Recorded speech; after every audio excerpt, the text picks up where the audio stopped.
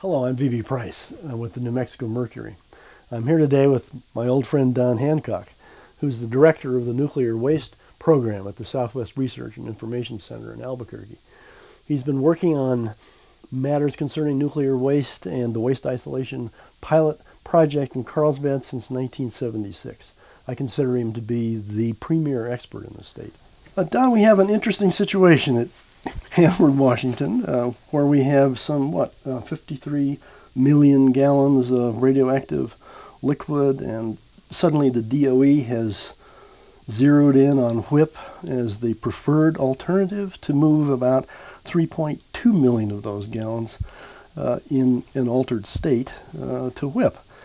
Now, why now, and what are the basic problems with this idea? The why now is basically politics. Washington State elected a new governor in November, Jay Inslee, who took office in January.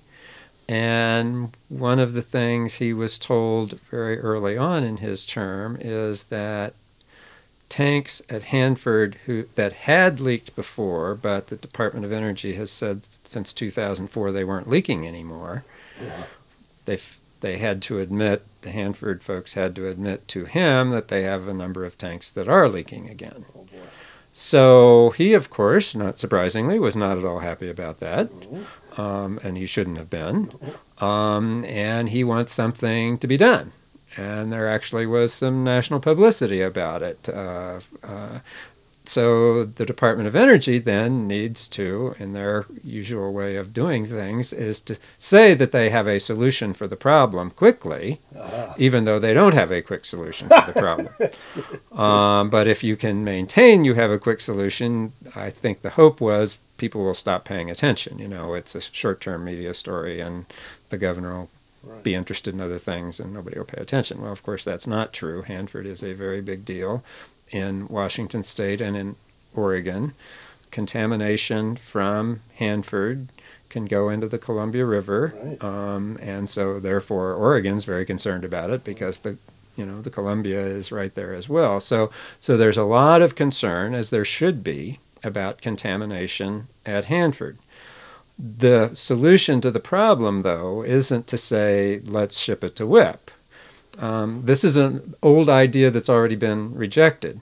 In 2003, the Department of Energy was trying to figure out whether they could do something with some of this waste, and they came up with this great idea of renaming it. It's high-level waste, and it's been high-level waste, but if we can rename some of it, that'll help us. In two ways, they thought. One is they'd be able to leave some of it in the tanks at Hanford, at Savannah Riverside in South Carolina, at the Idaho National Lab. So if we can leave some of it in the tanks, gee, that'd be a great idea. It would save money, save work. We could say we already had some of the problems solved. And this is all verbal chicanery. This is all verbal chicanery. Well, of course, at the time, if you remember 2003 in New Mexico is when we had a governor, Bill Richardson, who was the former Secretary of Energy, who knows a lot about this stuff. And his reaction to, I don't care what you call it, but it's high-level waste and it can't come to New Mexico, is what he said. And it can't, you can't get here because of the 1992 law, which forbids it. Correct. So we have a clear prohibition in federal law to high-level waste at WIPP. What happened with Governor Richardson, though, is he said, well, if you guys are going to play games like this, well, we can do some things too. We can put some provisions in our state permit that are going to, create additional barriers. Okay, so in 2004, the Department of Energy, no less, the WIPP site, proposed changes in the WIPP permit to explicitly prohibit waste that had been handled as high-level waste, managed as high-level waste, that was the term, from coming to WIPP unless there was what was called a Class 3 modification. Now, Class 3 in this case means public hearings. Okay. Okay? Right. So DOE said, okay, we understand you don't like this idea of us renaming waste and sending it to WIPP, so we don't really plan to do that. But if we would change our mind in the future and want to do it, we would have to go through this extensive process of telling the state and trying to justify to the state why we were doing it. We'd have to go through a public hearing process. Once so again, right? Anybody and everybody, would be able to participate, et cetera. So that was 2004. So since 2004, in addition to the federal laws that say no to high-level waste, the New Mexico state government, through the permit, has said, no, explicitly, you can't bring this stuff. And if you ever try to, before you could, you have to justify it technically and legally. We have to go through a public hearing process.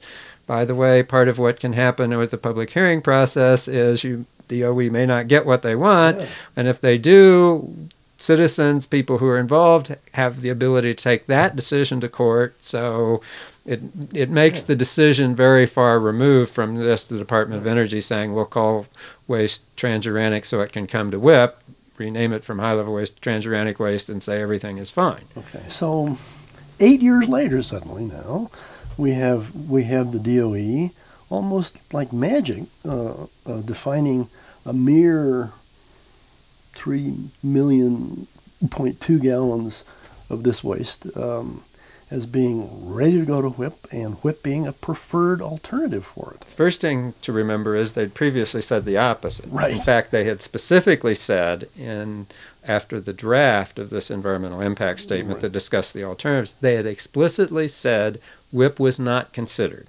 They weren't going to send any of this to WIPP. And so they said that in writing. Wow. In the Federal Register. They said so. That was in 2009. So so people have said, okay, that's not an option. We don't need to worry about that anymore. So the reason that DOE had to reverse themselves is because they'd said no. So now they've had to reverse themselves and say, oh well, guess what?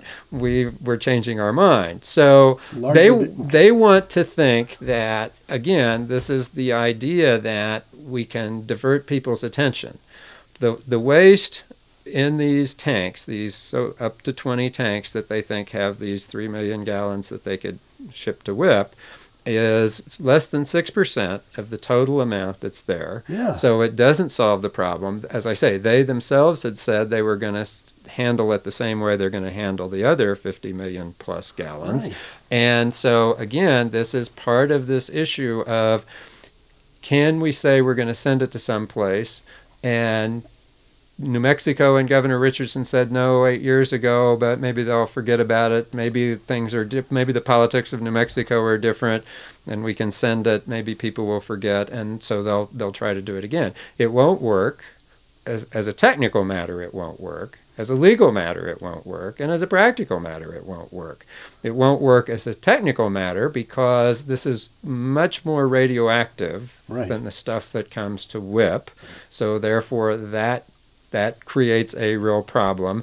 And so in theory, they haven't clearly said this because, of course, their environmental impact statement didn't go into changing the stuff so it could come to WIPP. But in theory, if they were going to do that, they would do a process of stripping out the cesium and the strontium from this waste to make it less radioactive before they would ship it to WIPP. But technically, they've never done that.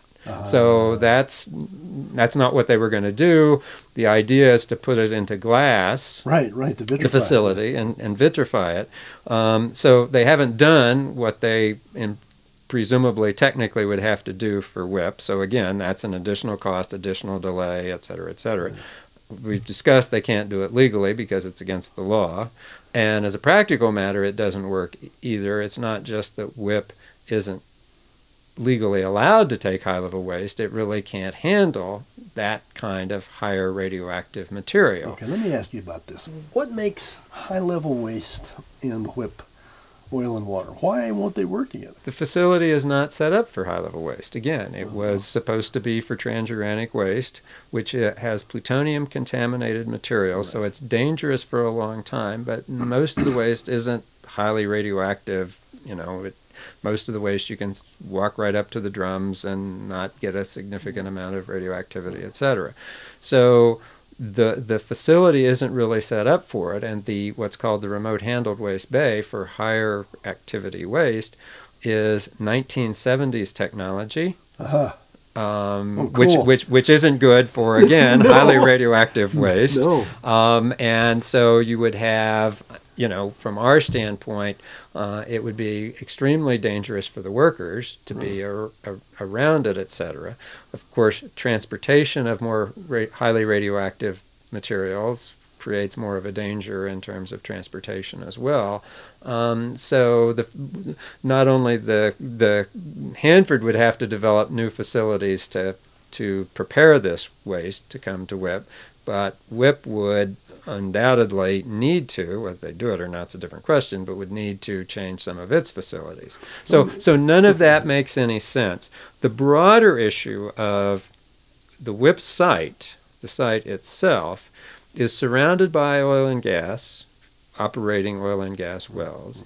It's underlain by proven oil and gas reserves. It's half a mile down. It's half a mile down, so you say, oh, well, this is perfectly good, except the oil and gas is lower than where the waste is below the waste area. So in the future, if people are drilling in, why, you have two bad things happening. One is the waste can come out. I mean, and two, if it's hotter waste, the hotter waste makes the salt move around more, and the salt doesn't behave as well as what it's supposed to do of slowly creeping in and encapsulating the waste. Right, let me just be clear about this thing. This is half a mile down. Mm-hmm. It's in a salt bed, right? Mm-hmm, right. There's huge, football-sized field.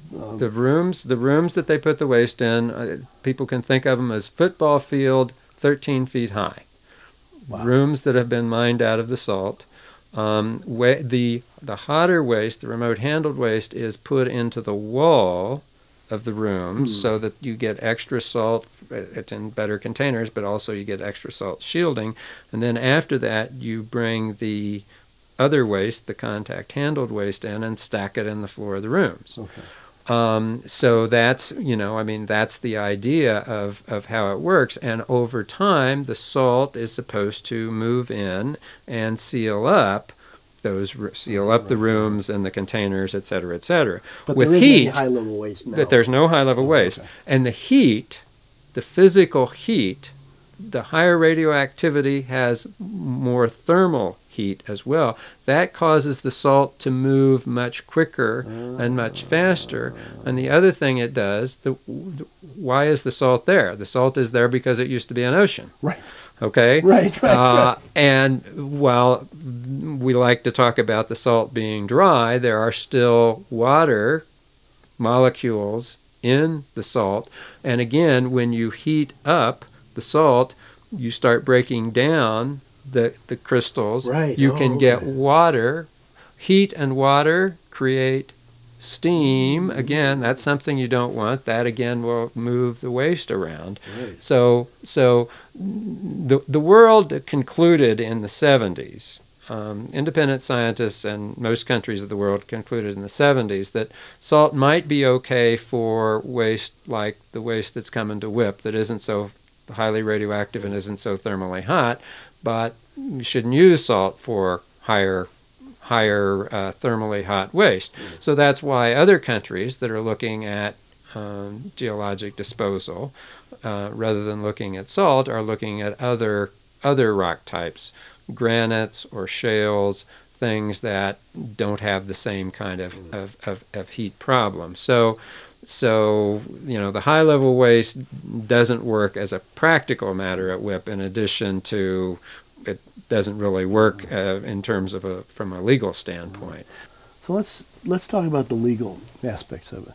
Obviously, the law was constructed around scientific information, which concluded exactly what you said, that these salt mines, if you will, are not adequate for high-level waste, and so the law specifically states, right, that there is not to be any of that kind of waste.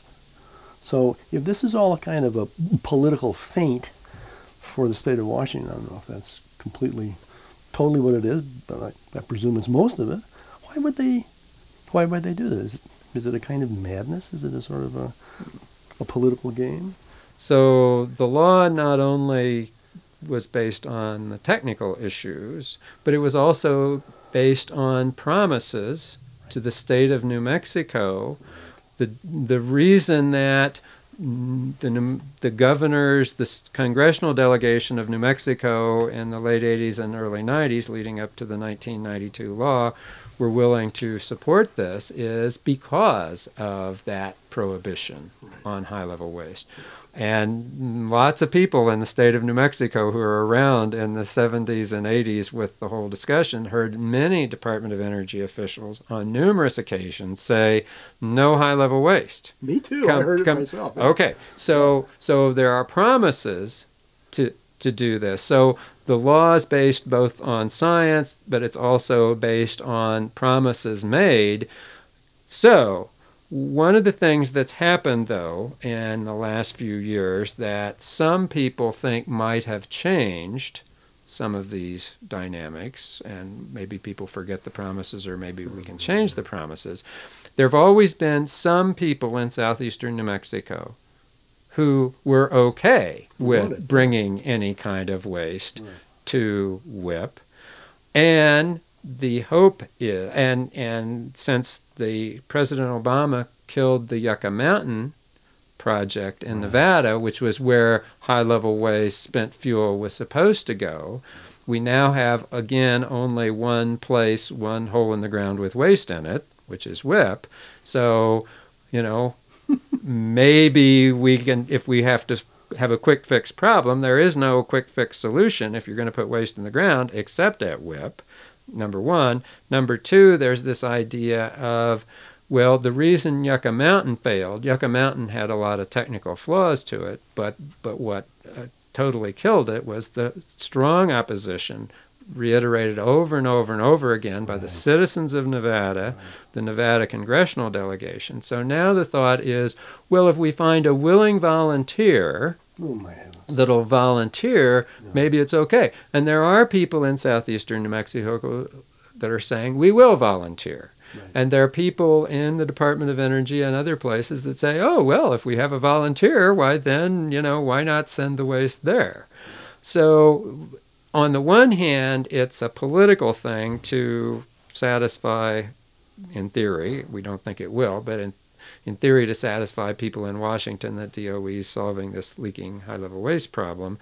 But it also is the hope that maybe the situation in New Mexico is now different, and people would say, oh, the promises, that's fine, you can change the law, etc., which is why we think it's important in these next few weeks and months, as there is more of discussion about what's going to happen with the state permit that prohibits this kind of waste without public hearings, and with what may be happening in Congress, that people in New Mexico need to say, well, wait a minute, a promise is a promise, the law is the law, we don't want the law changed, we don't want the promises broken, WIPP should fulfill its mission, and let's not bring in other stuff that we don't want, never agreed to, and shouldn't have. So, in the meantime, Hanford isn't just sitting on its hands. It spent, what, $12 billion on the vitrification plant. They're planning to move this awful liquid stuff to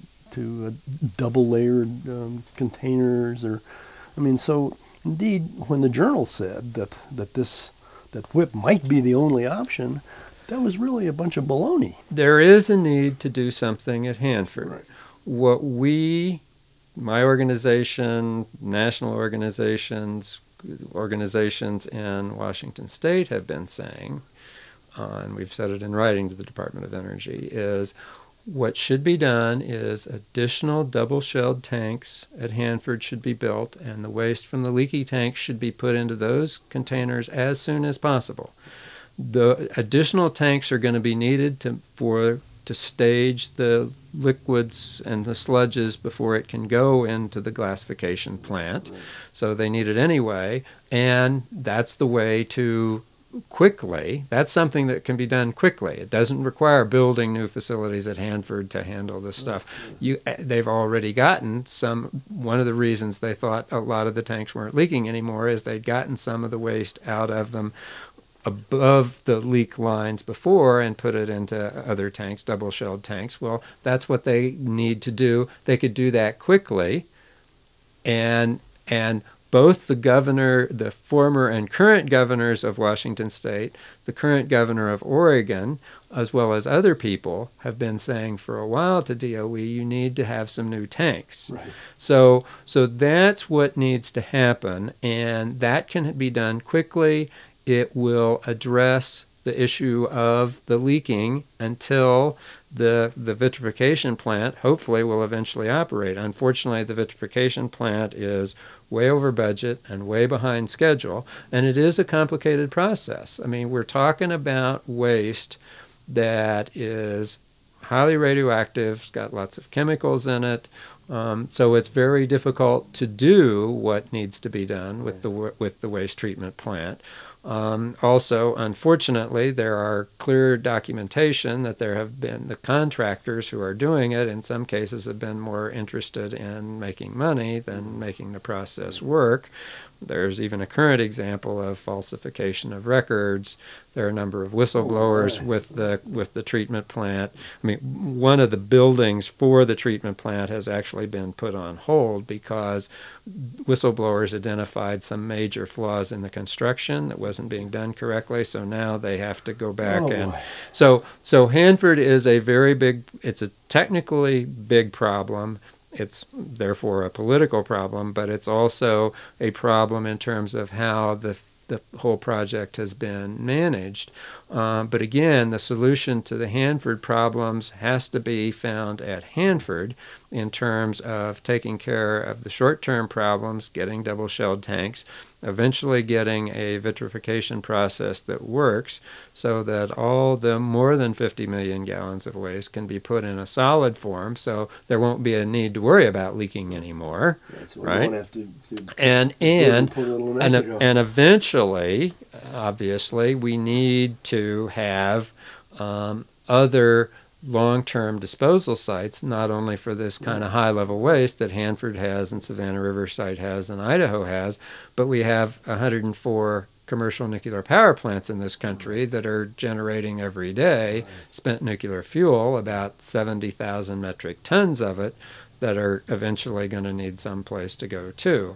But it's going to take a while to figure out where to put it and how to do all the technical things that are going to be needed for that to happen. So that's why both at the power plants and at places like Hanford, we need to get the waste in stable forms so it's not leaking, it's not getting into the soil and the groundwater, which it has at Hanford, and we don't want it to do anymore.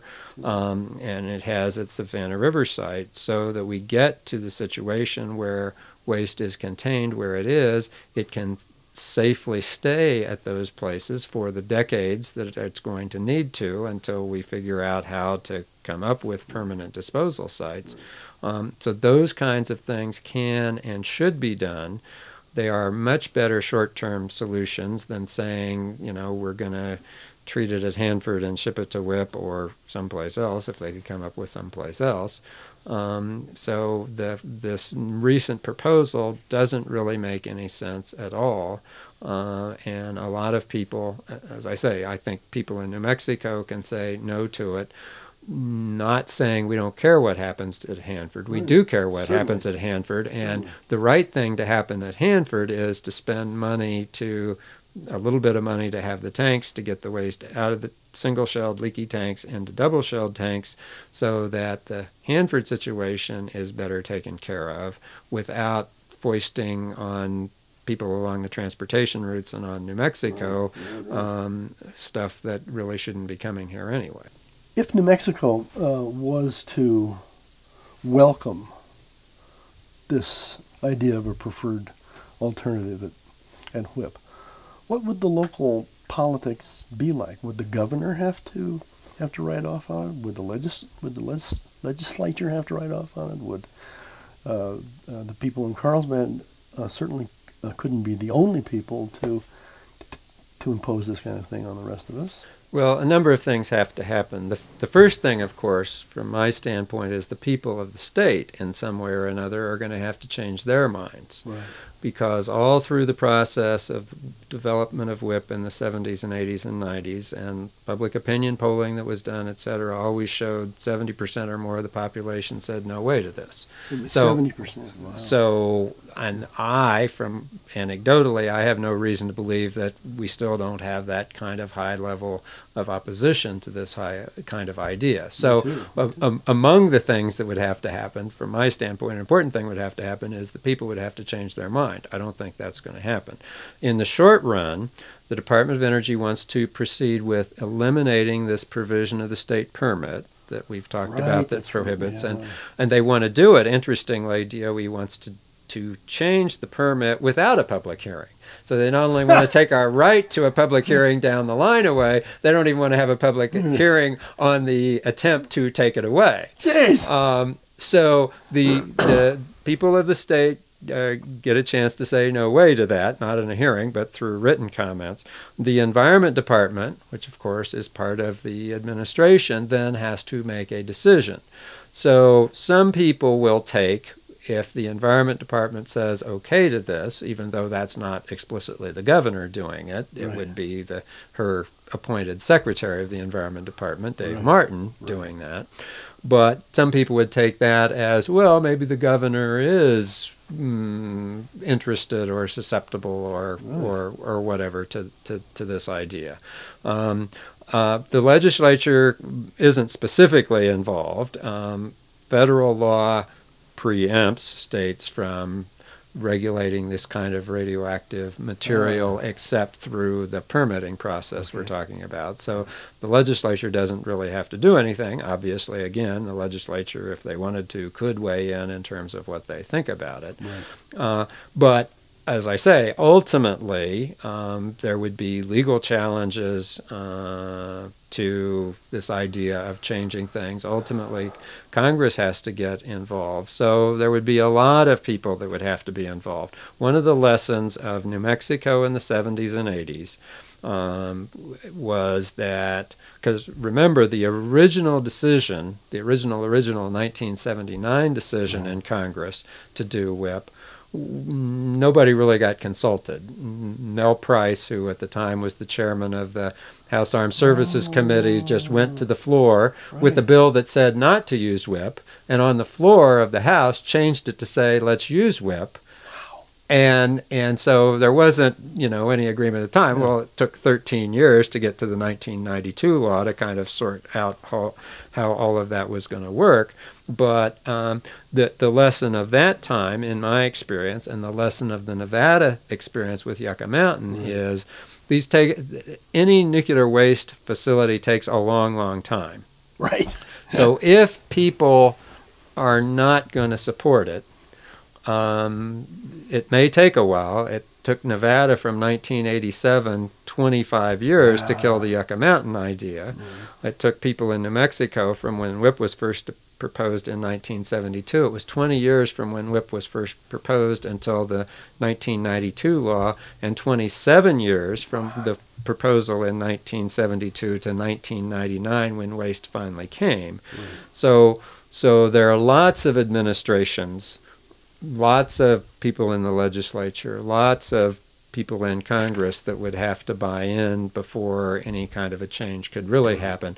But that's why, rather than going through 20 or 25 years of debating about whether we want to do it or not in New Mexico, I think it's an important time now for people now to say to the Department of Energy, to the Environment Department, to the governor, to the congressional delegation, this is a non-starter.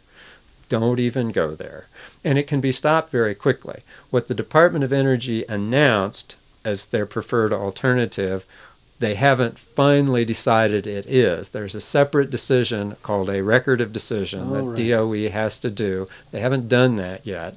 And in fact, the Department of Energy could still go back to its long-held position, which is not to ship it to WIPP, and they could announce, anytime from April 11th on, they could decide, well, we're going to go back to, no, we're not going to send any of this Hanford waste to WIPP. And that could be the end of it very quickly. Let's really hope that happens. Don, thank you so much for being here with us today. Thank you. I appreciated talking with you. It's just been wonderful.